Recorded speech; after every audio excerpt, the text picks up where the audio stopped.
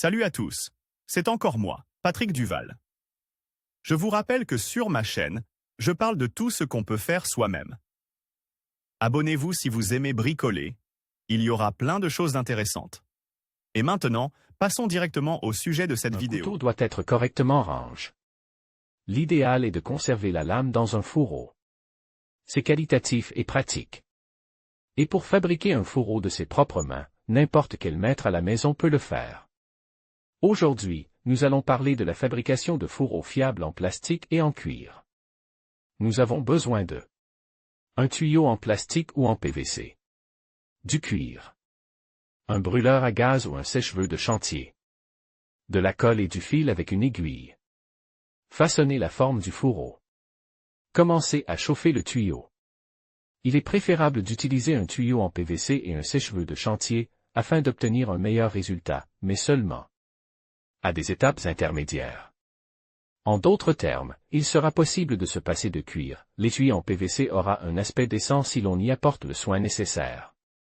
Mais comme je veux de toute façon le recouvrir de cuir, je n'ai commence à m'occuper de l'apparence qu'à l'étape finale. Après avoir chauffé le tuyau, il faut le comprimer. Je les presse sur l'établi avec un morceau de wagon, mais n'importe quelle autre planche plate fera l'affaire.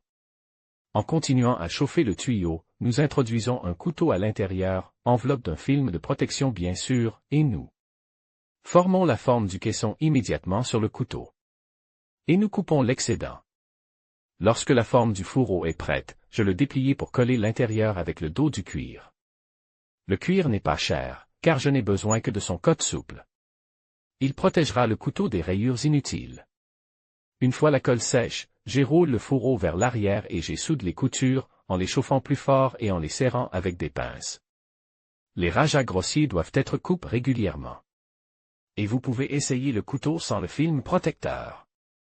Gainage en cuir.